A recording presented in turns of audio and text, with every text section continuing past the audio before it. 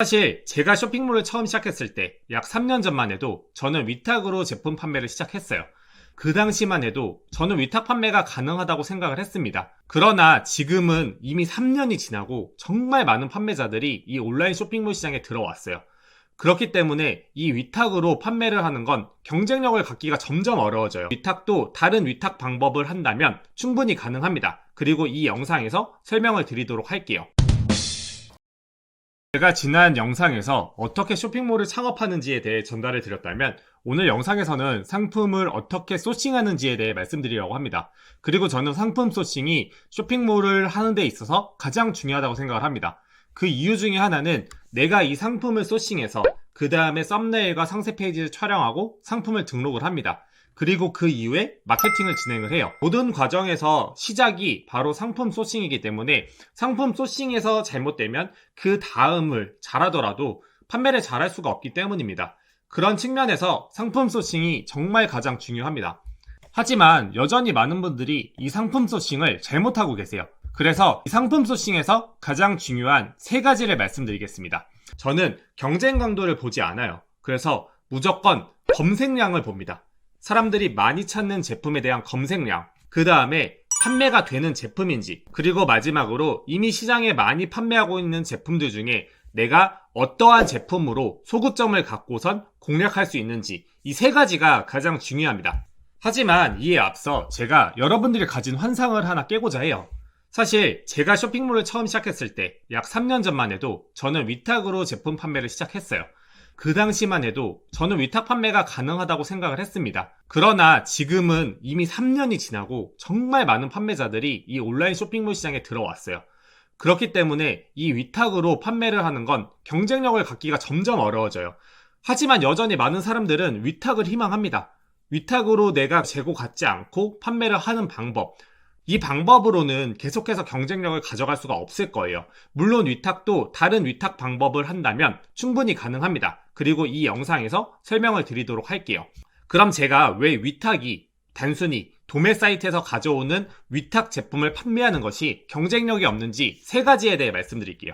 위탁 사이트에서 제품을 가져오는 것만으로 경쟁력을 갖기 어려운 이유 중에 하나는 이제 더 이상 소매 판매자들, 즉 도매처에 제품을 올린 사람들이 도매처에서만 제품을 판매하는 게 아니라 소매로도 판매를 하기 때문입니다. 즉 네이버나 쿠팡, 여러 오픈마켓에도 제품을 올려요.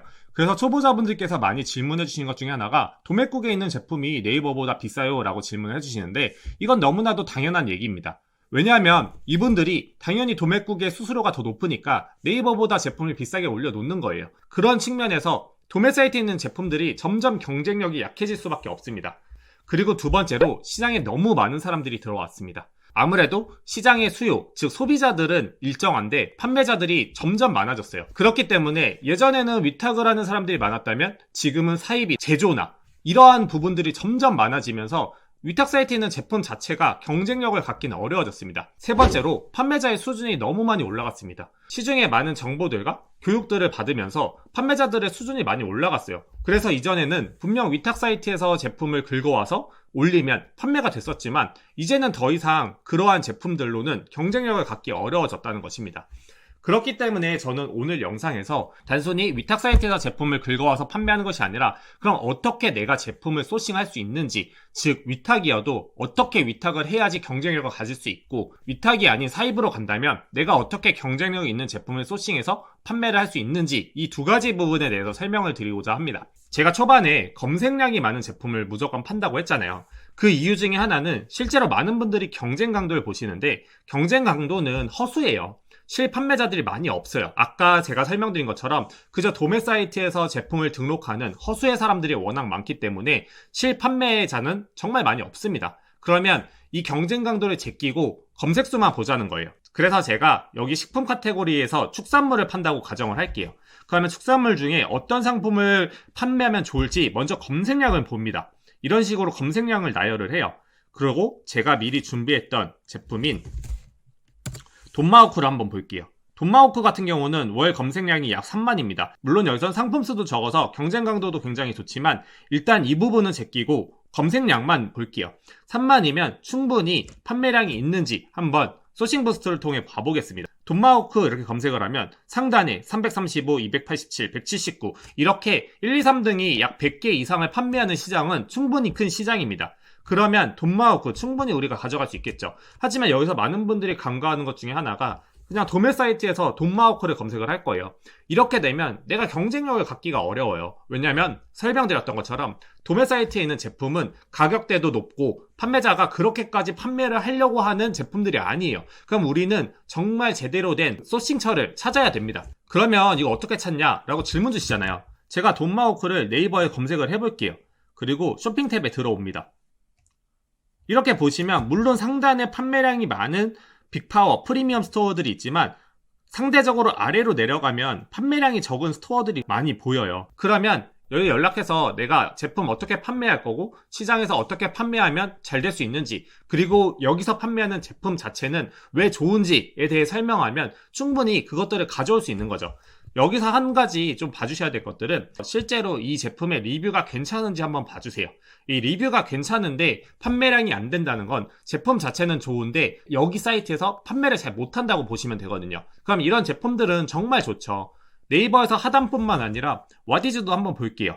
와디즈에도 이렇게 돈마호크 검색을 하시면 상대적으로 379만 6천원 못 판 거거든요. 346만원 보통 1000만원 이상 팔아도 와디즈에서 뭐 그렇게 잘했다고 하긴 애매하지만 1000만원도 못 파는 이런 제품들 소싱처 컨택해서 직접 이 제품 가져오는 게 바로 도매처에서 가져오는 제품보다 훨씬 더 경쟁력 있는 위탁처를 가져갈 수 있고 여기서 내가 재고에 대한 부담이 걱정이 된다면 이 부담감을 줄이고선 내가 위탁처, 도매처를 제대로 뚫었기 때문에 나중에는 이 제품을 판매할 때 재고 품절 걱정도 할 필요가 없는 거예요. 왜냐면 내가 이 소싱처를 뚫었기 때문에 재고가 있는지 없는지 알잖아요. 그리고 어떻게 앞으로 판매를 할 의지가 있는지 없는지도 알기 때문입니다. 지금 제가 말씀드린 것들을 보고 저 얘기가 분명 맞는데 과연 내가 연락을 한다고 제품을 줄까? 라는 고민을 하실 거예요. 사실 제 수강생분들 중에도 이런 분들이 정말 많으셨는데 결과적으로 전화를 하셔서 판매자가 의지가 있다면 다 제품 가져옵니다. 초보셀러라고 제품을 가져오기가 더 어렵다? 분명 판매 경험이 많으면 가져오는데 유리할 수는 있습니다.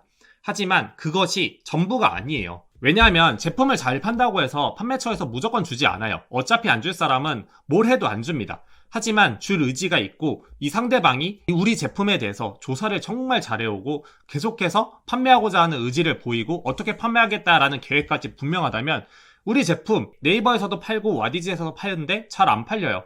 근데 이렇게 설명을 잘하고 이렇게 팔 의지가 있는 사람한테 안 줄까요? 바로 내가 얼마나 노력을 하냐입니다. 소싱처에 전화를 한다? 10명 중에 2~3명도 없어요. 근데 한 번 전화했는데 거절당해요. 한 번 전화했는데 고객센터에서 전화를 안 알려줘요. 그러면 여기서 3명 중에 2명이 나가 떨어집니다. 결국에 1명 남는 거예요. 그럼 10명 중에 1명이 계속해서 이 쇼핑몰로 돈을 버는 겁니다. 그렇기 때문에 여러분들은 10명 중에 9명이 아닌 10명 중에 1명이 될 수 있는 방법이 바로 이 위탁처를 직접 뚫는 방법입니다. 그럼 두 번째 방법에 대해 말씀드릴게요. 제가 위탁이 아닌 사입으로 넘어가면 어떻게 하면 될지에 대해 설명드리겠습니다. 저는 위탁처를 뚫는 방법도 하지만 사입으로 가는 방법도 많이 진행합니다. 아무래도 위탁처에 컨택을 하는 것보다 저는 사입으로 그냥 내가 제품 확신을 가지고 가져와서 판매하는 것이 조금 더 편하기 때문입니다. 그럼 어떻게 제품을 가져오는지 보여드릴게요. 저는 똑같이 검색량을 위주로 봅니다. 제가 디지털 가전 제품을 판다고 가정했을 때 월 검색량 순으로 나열을 해요. 그래서 위에서부터 아래로 내려가면서 어떤 상품을 팔지 보는 거예요. 여기에 삼각대라는 제품을 제가 설명드리기 위해 조사를 해놨어요. 그럼 삼각대라는 제품은 한번 볼게요. 삼각대 이렇게 검색량도 많아요. 3만 정도 되면 충분히 많고 저는 검색량 10,000 정도 이상이면 충분히 괜찮은 시장이라고 생각을 합니다. 검색량 10,000 이상 정도의 제품에서 내가 1페이지 상단을 먹는다? 그러면 충분히 한 제품으로도 100만원, 500만원 이렇게 벌 수 있는 시장이에요. 그러면 우리가 검색량을 체크했기 때문에 두 번째인 판매량을 봐야겠죠. 앞에 돈마호크에서 찾았던 것처럼 똑같이 소싱부스트에 들어가서 삼각대로 검색을 해봅니다. 그럼 판매량을 볼게요. 아까보다 훨씬 더 큰 시장이라는 걸 한눈에 볼 수가 있죠. 그러면 우리는 여기서 상대적으로 잘 파는 제품 들어가 봅니다. 잘 파는 제품 들어가 봤을 때 결국에 이 제품이 판매를 못하는 게 뭘지 보는 거예요. 그러면 평점 낮은 순으로 보고 여기서 다 부러진대요. 부러집니다. 리모컨이 잘 안됩니다. 부러집니다. 이런 걸 보면은 결국에는 단단한 삼각대를 찾아야겠다라고 생각을 하시고 1688에서 내가 직접 사입을 해야겠다라는 접근으로 가는 거죠. 물론 위탁 사이트에서 단단한 삼각대를 찾을 수 있지만 상대적으로 한 번 더 마진을 가져가야 되는 거잖아요. 도매처에서 제품을 팔고 여기서 내가 도매처에서 남기는 돈 플러스 내가 남기는 돈까지 고려하면 상대적으로 공급가가 경쟁력이 없을 거예요. 그래서 우리는 바로 1688로 넘어갑니다. 근데 우리가 중국어를 못하잖아요. 그래서 사실 저는 예전에 파파고를 번역을 해서 삼각대를 검색했는데 요즘에 챗GPT 정말 좋거든요. 챗GPT 여기에 삼각대 중국어가 뭐야? 라고 치면 이렇게 알려줍니다. 그럼 이 삼각대를 복사해서 여기에 넣는 거예요. 그러면 이렇게나 많은 삼각대들이 나와요. 1등 판매자의 리뷰가 낮았던 거, 삼각대가 단단하지 않고 고정력이 않다. 그러면 고정이 강한 삼각대 혹은 단단한 삼각대가 중국어로 뭐야? 이렇게 쳐서 키워드를 알아내는 거예요. 그럼 여기서 추가적으로 단단한 삼각대, 고정력이 강한 삼각대를 검색해서 이 단어들이 들어가잖아요. 그럼 아무래도 이전에 검색했던 것들보다 단단한 삼각대를 찾을 확률이 높아지겠죠? 여기서 보면서 결국에 우리가 1등 판매자들 대비해서 단점을 가진 것들을 어떻게 내가 장점으로 가져올 수 있을지 이 부분을 검색해서 결국 이 제품을 소싱하는 것이 두 번째 방법입니다. 소싱하실 때 고민을 하시는 분들이 계셔서 여기서 추가적으로 설명을 드리면 저 같은 경우는 이렇게 거래 금액이 크고 재구매율이 많은 제품 중에 상대적으로 금액이 낮은 제품들을 선별을 해서 재구매나 거래 금액이 높다는 건 제품에 대한 리뷰가 괜찮다라는 거고 여기에 추가적으로 단가를 보고선 시장에서 경쟁력이 있는 단가인지 보고선 소싱을 하는 겁니다. 쇼핑몰을 하면서 아쉬운 점 중에 하나가 여전히 많은 사람들이 조금의 문턱을 넘어간다면 충분히 판매량을 많이 만들 수 있고 성장을 할 수 있는데 아직까지 이 문턱을 넘기기를 되게 두려워하신다는 걸 많이 느껴요. 여기서 제가 첫 번째로 설명드린 거래처를 뚫는 일, 상대적으로 다른 사람들보다 노력을 해야 되는 부분이 있고 두려움도 있습니다. 하지만 이 두려움을 뚫고 노력을 하는 사람은 결국에 이 제품을 가져가서 내가 팔 수 있는 거예요. 두 번째, 사입으로 나가는 방법. 위탁으로 제품을 판매할 때보다 당연히 리스크가 있고 재고를 갖고 와서 판매를 해야 합니다. 하지만 내가 그만큼의 리스크를 지고 판매를 하기 때문에 상대적으로 위탁으로만 제품을 판매하는 사람들보단 경쟁력을 가져갈 수밖에 없는 거예요. 제가 3년간 쇼핑몰을 운영하면서 점점 이 쇼핑몰의 시장은 어려워진다라는 것을 뼈저리게 느끼고 있습니다. 하지만 이 방식으로 계속해서 쇼핑몰을 운영을 한다면 여전히 안 될 이유는 없다는 거예요. 제가 2월에 똑같은 방식으로 제품을 소싱해서 약 3만 정도 되는 키워드에 바로 1페이지 상단에 올라가서 현재 판매량이 계속 늘어나고 있는 상황입니다. 그렇기 때문에 이러한 방식이 여전히 유효하다는 것은 제 경험으로 확신을 드릴 수가 있습니다. 하지만 이 문턱을 넘지 못한다면 결국에 쇼핑몰을 시작해서 남들처럼 돈을 벌 수 있는 그런 상황을 맞이하기는 어려울 거예요.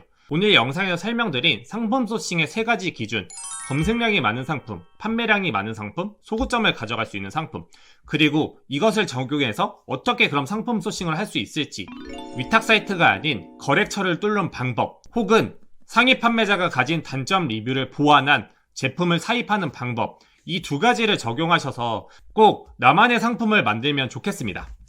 상품 소싱은 온라인 쇼핑몰의 시작입니다. 그 시작이 잘 돼야 결국에 뒤도 잘 될 수 있기 때문에 이 상품 소싱에 대한 부분에 조금은 이전과 다른 방법을 적용하시면 좋겠습니다. 상품 소싱을 잘 가져왔다면 그 다음엔 어떻게 상품을 등록하고 상세 페이지를 만들 수 있는지 이 부분에 대해서 다음 영상으로 찾아뵙도록 하겠습니다. 오늘도 긴 영상 시청해주셔서 감사드리며 여러분들께서도 꼭 쇼핑몰로 많은 돈을 벌 수 있는 방향으로 나아가셨으면 좋겠습니다. 감사합니다.